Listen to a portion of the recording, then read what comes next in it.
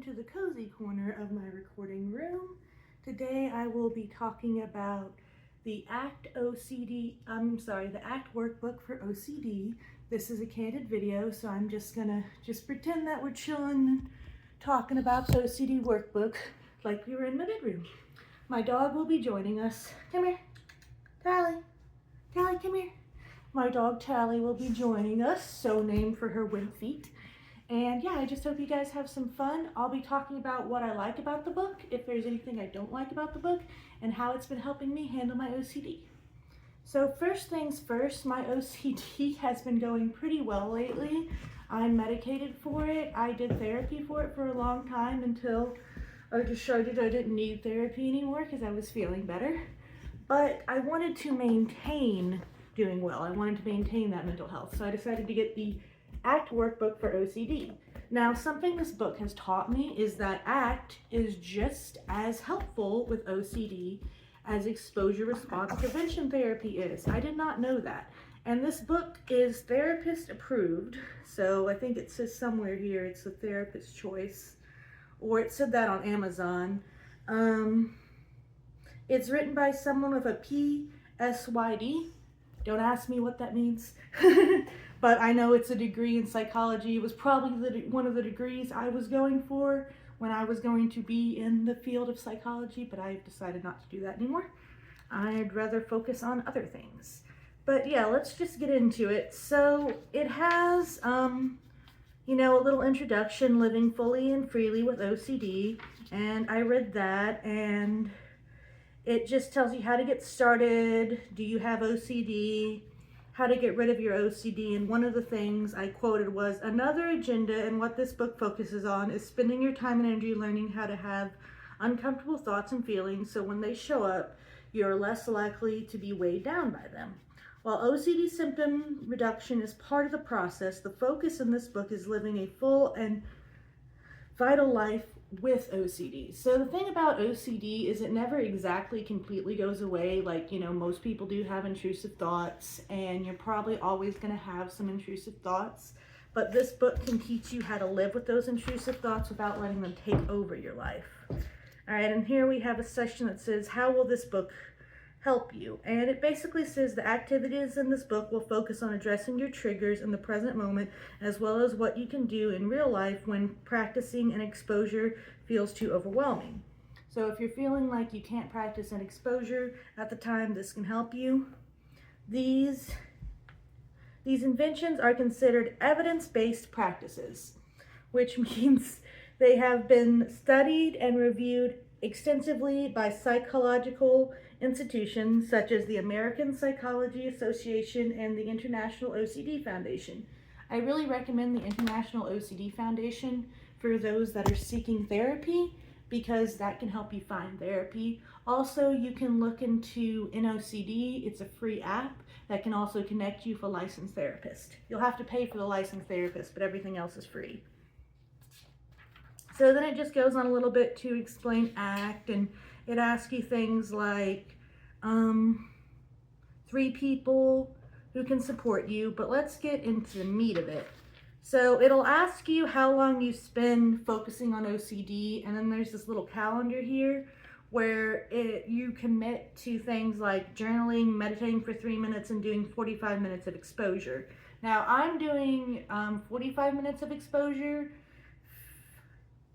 5 times a week because my OCD is doing pretty well. But if your OCD isn't doing too well, you can commit to more time. You can meditate longer. You can learn about OCD longer. I think they said that the minimum for learning about OCD is about 15 minutes a day. So if you don't know much about OCD, unlike me, who's had to study a shit ton about it, you will be able to learn more about OCD through like a podcast or reading the book or through the NOCD app. And all this really does help. It's helped me. I started doing exposures again because I hadn't been exposing myself to things that made me uncomfortable. Not consciously anyway. I was watching shows with that are made for teens, and I was watching shows with younger characters in them. And then I thought, oh yeah, this is actually an exposure. And sometimes you do have compulsions when watching these shows. So I have POCD if you don't know. So watch the show without doing any compulsions. And I've been more mindfully watching these shows without doing any compulsions. It talks about triggers, intrusive unwanted thoughts and urges. I never really understood unwanted urges because I'm like, I only have intrusive thoughts. But I've heard that OCD can kind of make you feel like it's pulling you towards something. So like maybe it's pulling your hand. Ooh, Siri. Does sound very scary. That wasn't, that sounds fucking terrifying, but I don't think that happens to me. It might have when I was younger. Oh yeah, it did when I was younger, actually. When I was about 11 or 13. But now that I've been on medication, I don't have to worry about it so much. It tells you, it lets you write down what your obsessions are, and yeah, it has a section to write down what your obsessions are. My favorite part is when it helps you pick your top 5 values, and it helps you figure out how you can focus more on your values rather than you can focus on your OCD. So that comes in chapter, clarifying your values, the ACT Workbook. What chapter is that in? Hi, Tally. Hi, girl. Are you having fun? That's chapter 2.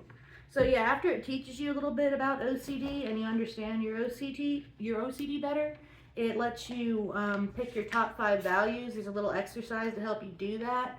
And you know, you just get to know yourself better in this book, and you really get to work on yourself, which I know everybody's into nowadays. So I'll give you, this is the part that I have gotten to in chapter 2. It says reflection, using your values as a guide. Think of the last time OCD was triggered and imagine that it's happening right now. Where are you? What is triggering the OCD? So I've nicknamed this person that likes to try to trigger me fat ass. So I said fat ass talking about teen bras, disgusting, at blank friend's house.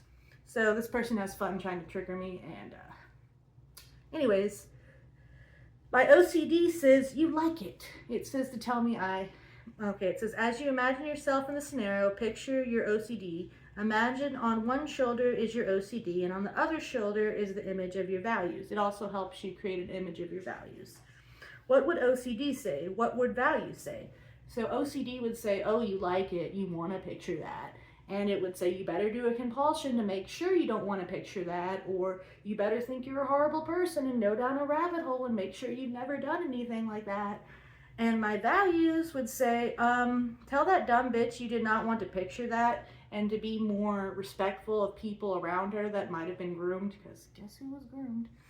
But anyways, and then it's like, notice how you feel as you hear both these voices. What are your choices? How likely would you be to engage in a compulsion now that you have heard your values? And I said, I wouldn't assure myself I didn't like it, because that is a compulsion. That's giving yourself reassurance. Instead, I would snap at fat ass for being gross, which I would. So anyways, I hope that this video has helped you understand the ACT Workbook for OCD. And I just want to tell anyone who is suffering from OCD, even if it's POCD, even if it's harm OCD, even if it's contamination OCD, because that is just as hard. We don't need to play the Suffer Olympics here. We don't need to pretend like some of us have a harder time with OCD than others. You can get better. There's this workbook. There's an exposure response prevention workbook. There's NOCD, there's therapy you can find through the International OCD Foundation. I don't want anyone to ever feel the way I once felt, or to be treated the way I was once treated because of my OCD. I want you to know you can get better. You deserve to live a happy life.